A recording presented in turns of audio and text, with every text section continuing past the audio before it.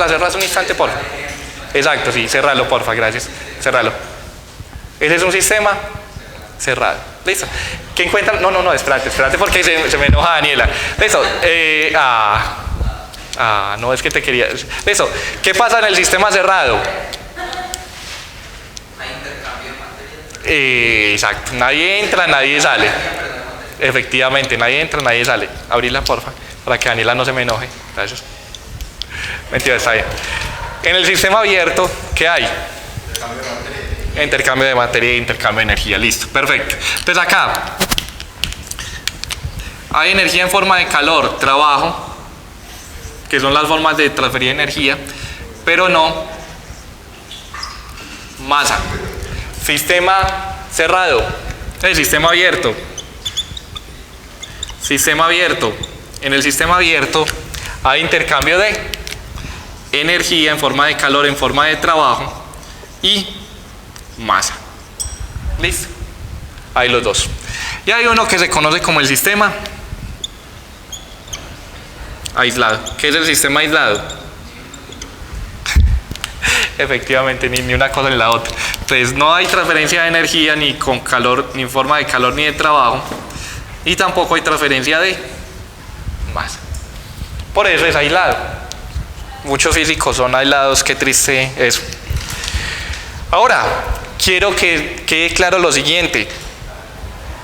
Este se conoce, el sistema cerrado tiene un nombre y se conoce como masa de control. ¿Listo? Para que no se asuste. Porque ¿qué es lo que va a controlar? La masa, si no se llamaría otra cosa. Y este, como lo que va a controlar es el volumen, se conoce como el volumen de control. Listo. Perdón, muchachos. Ahora sí. Sistema abierto. Eso porque nos va a servir demasiado para lo que tenemos que hacer. Entonces voy con el dibujito. Y el dibujito es el siguiente. Tiene un gas en un recipiente. Paredes totalmente adiabáticas. Mentira, no, recuerdo mis cursos de termodinámica. Paredes totalmente adiabáticas. Si quiere, si no quiere, pues no hay problema por eso. ¿Por qué? Porque este es un sistema en el que si usted lo calienta, ¿qué pasa con eso? Este es un pistón y hay un gas ahí en el recipiente. Cuando usted lo calienta, ¿qué ocurre? Se expande, ¿listo? La pregunta es, ¿sale o no sale algo del gas de ahí?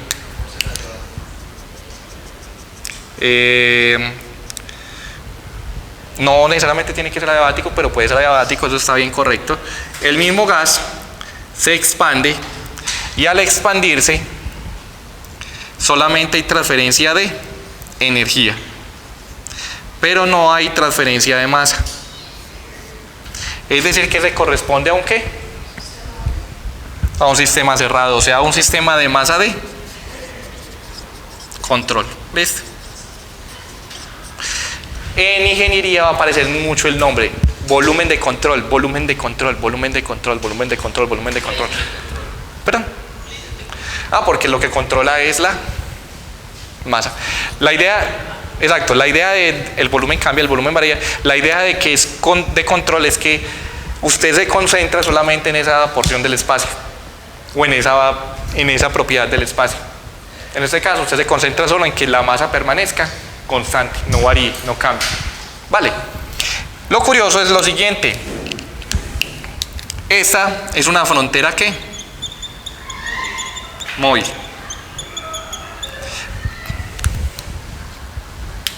Y esta es una frontera. Estas otras tres son fronteras ¿qué? Fijas. Porque esa no se expande. Vale. Esa es la diferencia entre frontera móvil y frontera fija.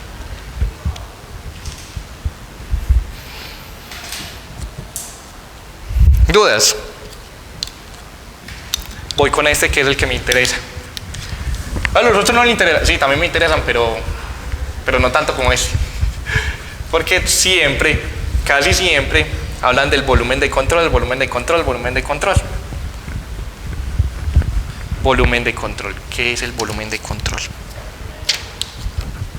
Lo voy a mostrar aquí y enseguida lo vamos a dibujar. Usted tiene una turbina, o por una parte de una tobera, y por aquí hay partículas que le mueven en todas las direcciones. ¿Por qué? Porque eso hace parte de la salida de los gases calientes de un cohete. El cohete se llama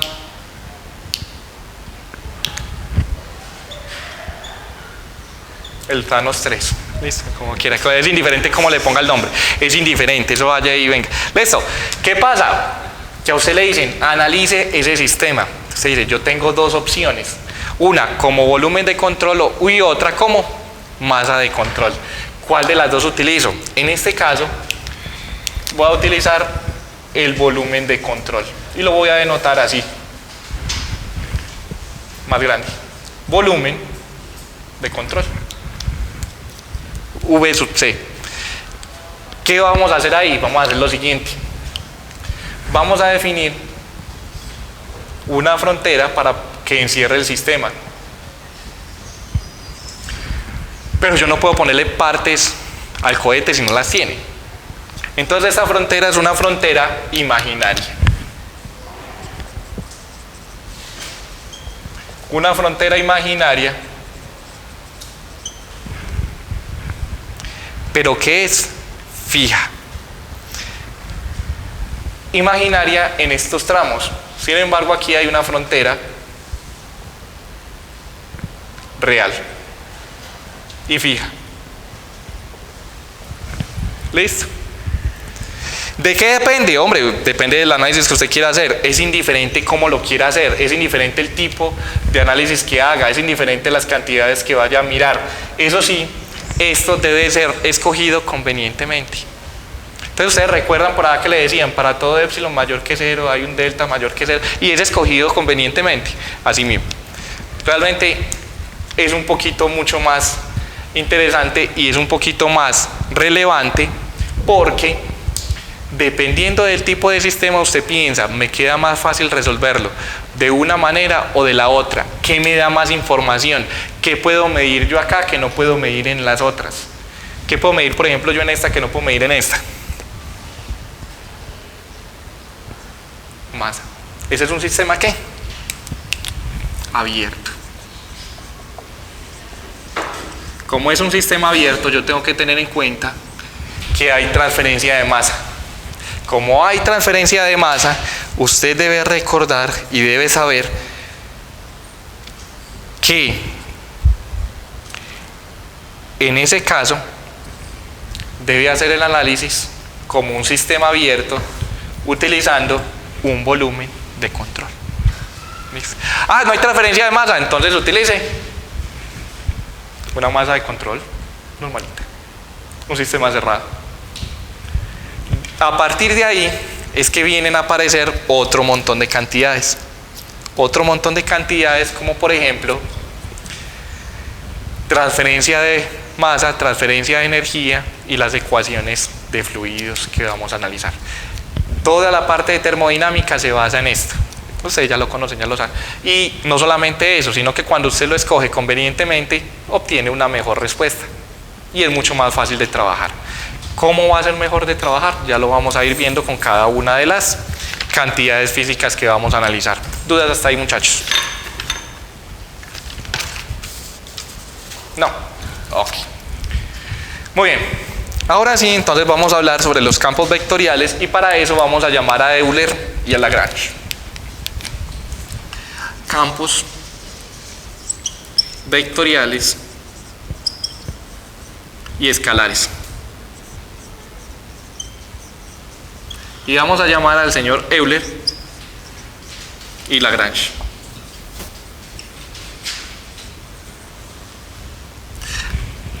¿Está bien así, cierto? Les dejo de tarea, antes de continuar, cómo sería modelar este sistema bajo estas condiciones. ¿Cómo que para? Abierto. ¿Y cuál sería el sistema aquí? O el volumen de control si es abierto.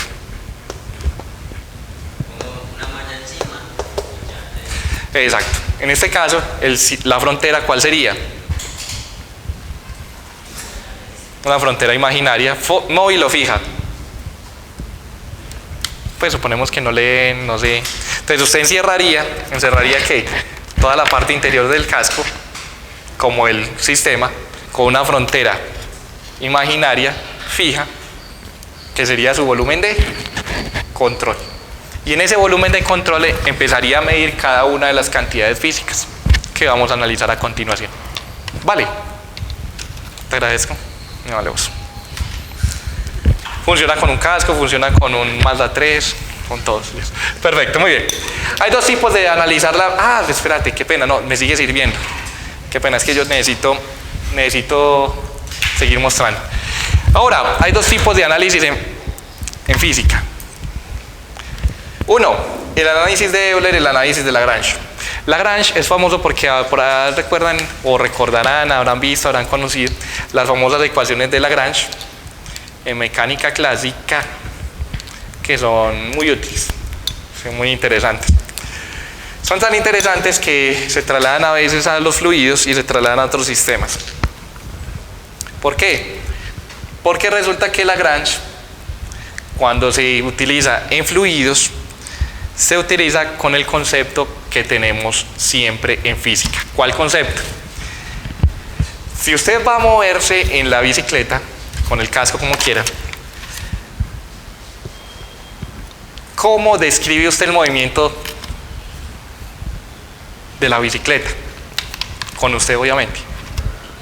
Vectores.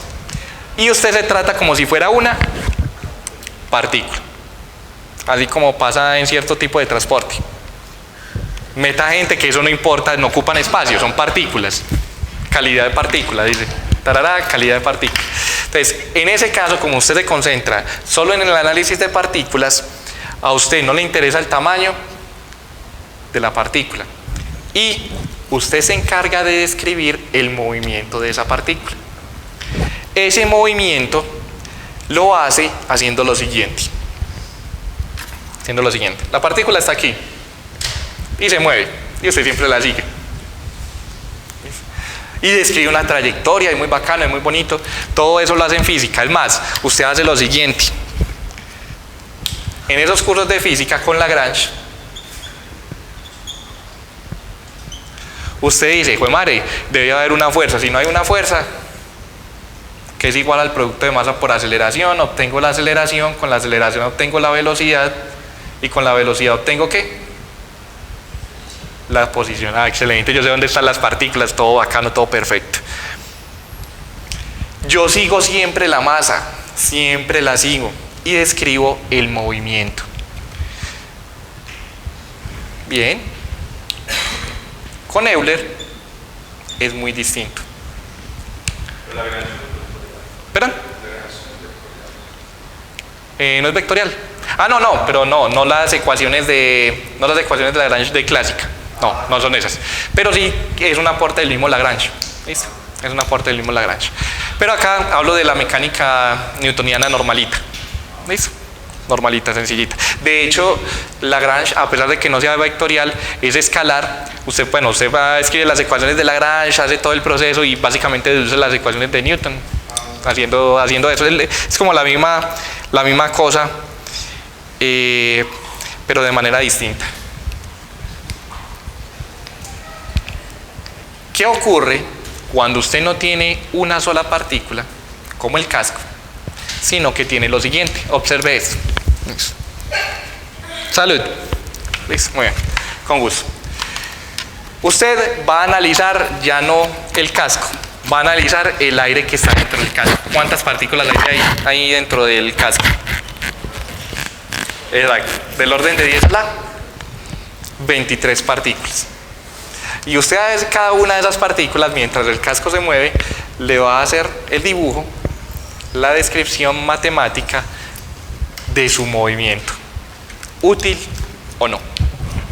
Para nada es útil. Ay, yo tengo un supercomputador que es marca no sé qué. No, porque son muchas partículas.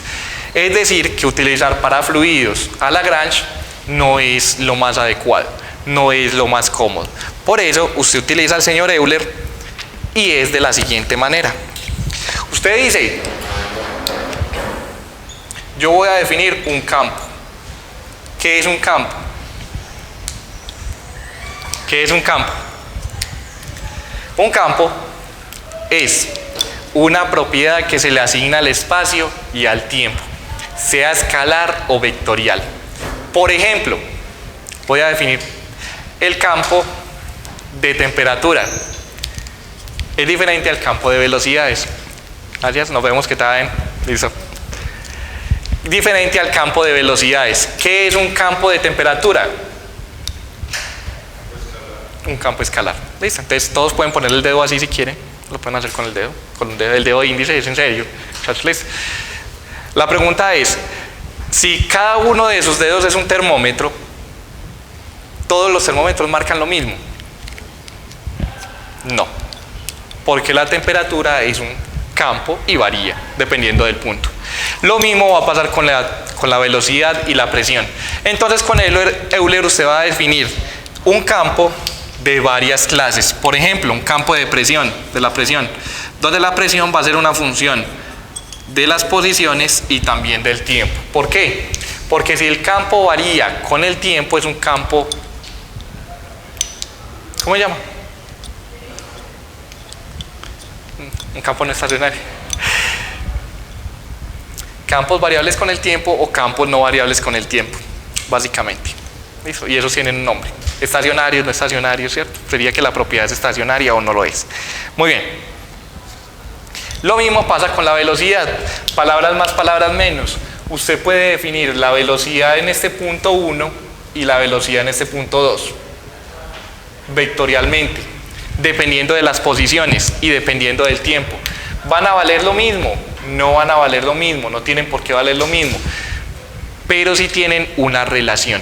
Y así usted no se concentra en cada una de las partículas, sino que se concentra en cada uno de los puntos. Lo que estamos haciendo es lo siguiente. Usted tiene un avión. Este es un avión extraño.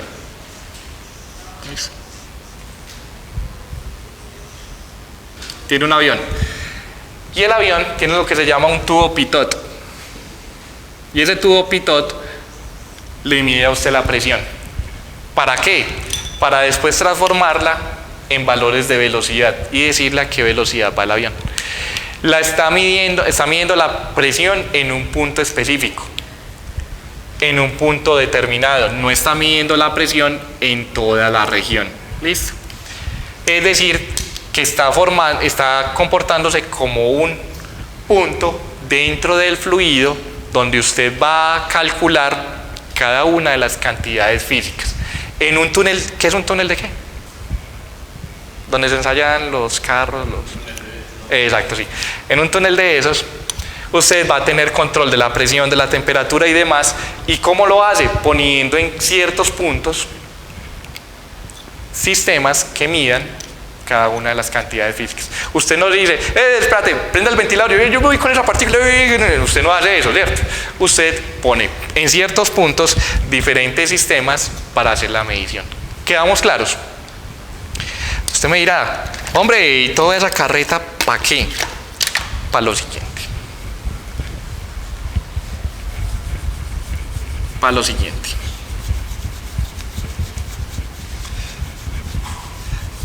Dicto el siguiente enunciado, muchachos, que es un ejemplo muy claro de lo que estamos haciendo.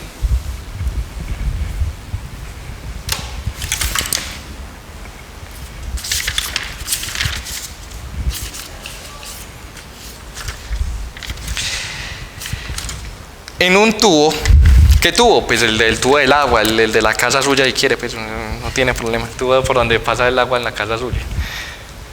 En un tubo, el campo de velocidad es estacionario.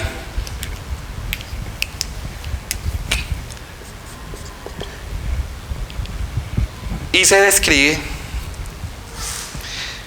como un fluido incompresible en 2 dimensiones.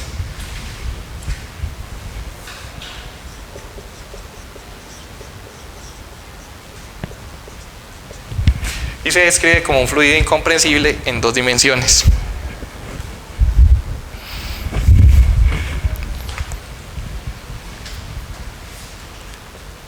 Dado por la ecuación o por la forma, o que tiene la forma, como lo quieran escribir,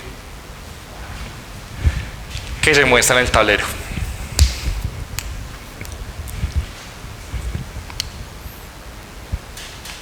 Donde X y Y están dados en metros y la velocidad en metros por segundo, normalito. Primera pregunta.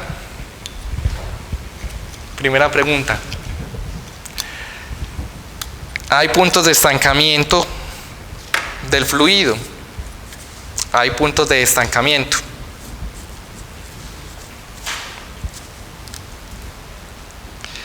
Segunda pregunta.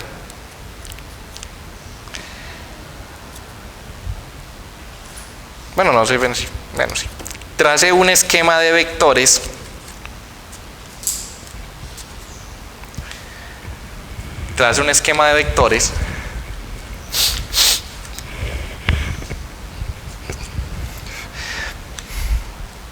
para un valor de X entre menos 2 y 2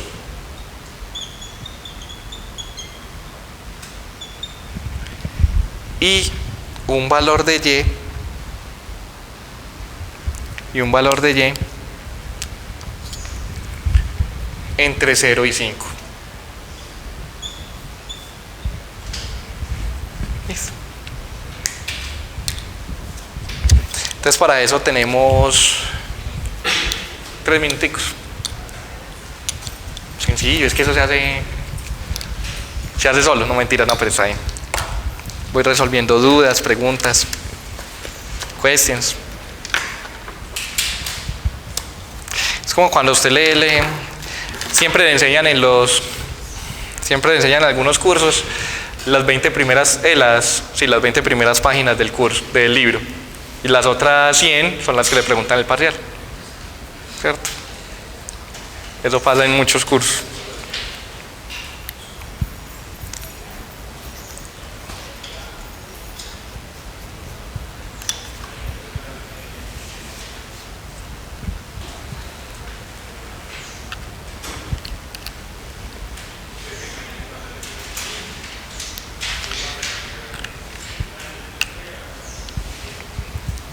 Me colabora muchachos, porfa, con una hojita con los nombres. Les agradezco. Una hojita con los nombres de todos. Sin documento. Camilo, ¿cierto? Ya. Si no, entonces mañana otra vez volvemos. Vuelve el perro arrepentido. Avisa de canal. No entiendo, está bien, sí. Pero yo mandé otra vez la info. Listo, contame. Entonces la escribimos con el documento, por favor, muchachos. Una hojita nomás.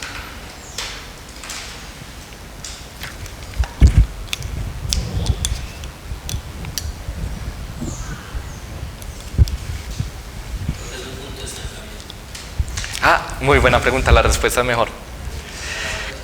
Exacto, cuando usted se siente que está como estancado es porque usted dice que no sé. Exacto. Velocidad de cero, o sea, velocidad igual a vector nulo, tal cual. Velocidad vectorial.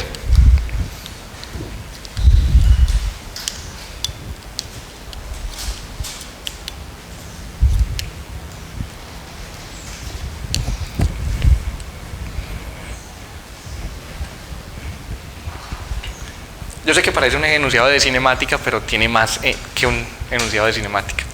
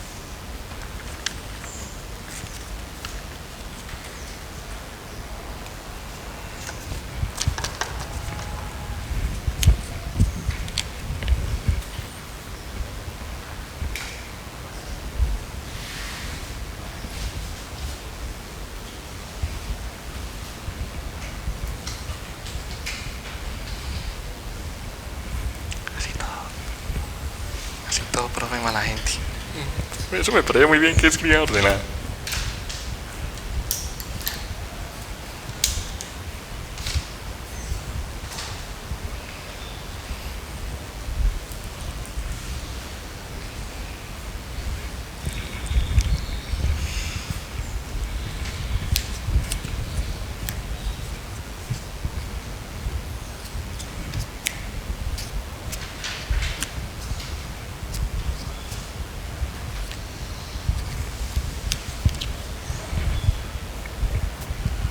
Dudas, preguntas, escucho.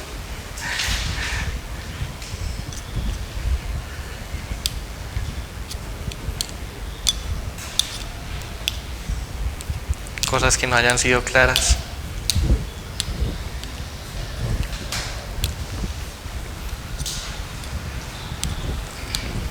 Preguntas, dudas, muchachos. ¿Verdad? Ah, bueno. Hay que encontrar los puntos de estancamiento. Eso quiere decir los puntos donde la velocidad es nula. La idea de punto de estancamiento es un punto donde la velocidad del fluido es cero.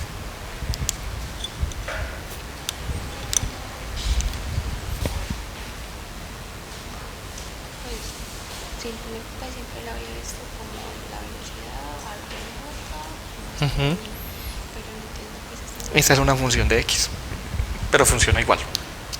¿Ves? Es de la misma manera, de la misma forma.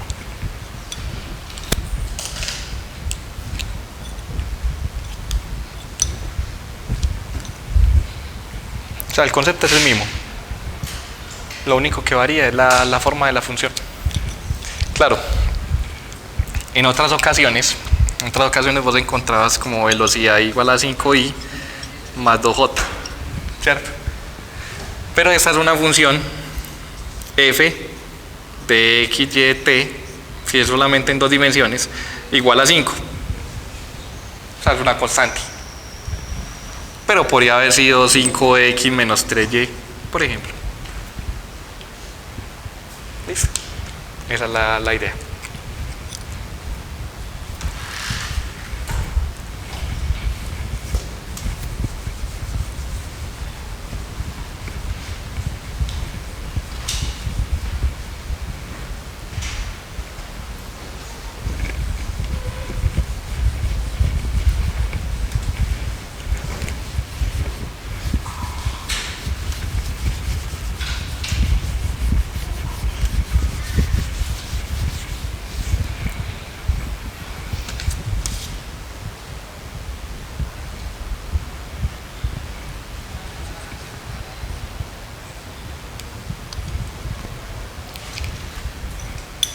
Pueden trabajar en conjunto, no hay problema.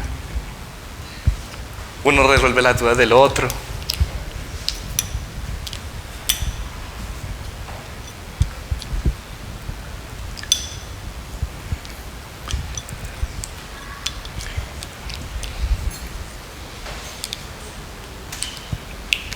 Muy bien, muchachos. ¿Cuál es la idea? Primero, los puntos de estancamiento, ¿qué son? Son puntos en los que la velocidad es nula, o sea, el vector nulo. Eso quiere decir que la componente en x vale 0 y la componente en y vale 0 también. Con la costumbre de uno borrar así, me disculpa. La componente en y vale 0. ¿Cuál es la componente en x de la velocidad? Exacto, 0,5 y 0,8 x igual a 0. La componente en y, 1.5 menos 0,8 y igual a 0. Como voy a hallar puntos, voy a hallar lugares en donde x y y, en donde la velocidad es 0, debo hallar los puntos de x y y, es decir, una coordenada x, y. ¿Cómo se hace eso? Resolviendo cada una de las ecuaciones. 0,5 igual a 0,8 x con negativa acá, entonces x vale simplemente menos 0.5 dividido 0,8. O lo que es lo mismo, 5 octavos, 0,6 menos 0,625. ¿Listo? Pero como este solamente tiene una cifra decimal, ¿cierto? Eso la... Exacto, 0, bueno, sí. 1,5 igual a 0,8y, por ende y vale 1,5 dividido 0,8, que eso es como 1.8, 1.9. Como esto está dado en metro, entonces son metros. La coordenada, ¿cuál es? X igual a 0,625 y y igual a 1.8.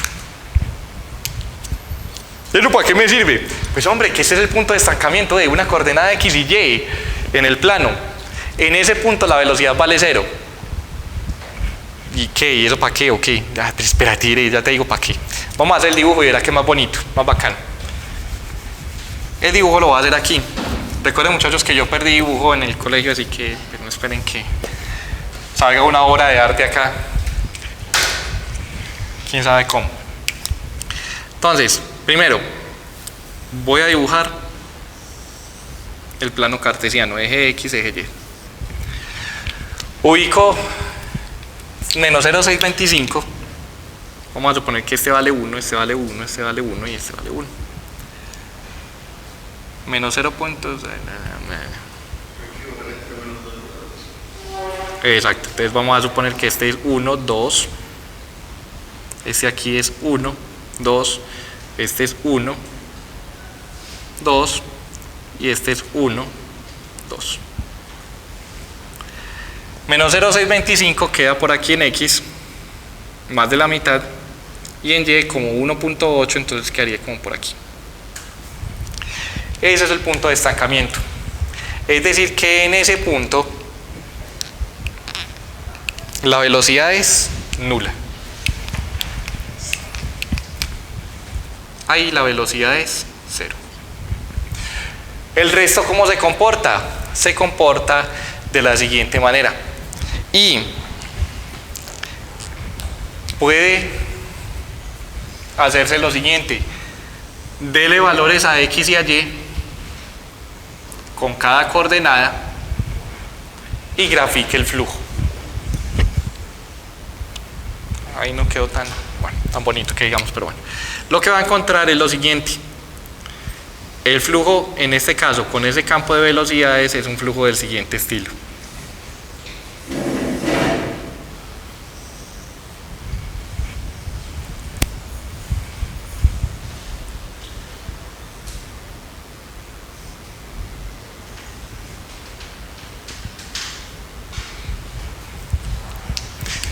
No se alcanza a observar ahí.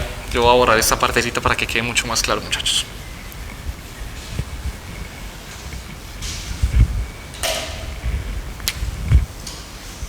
Sería así.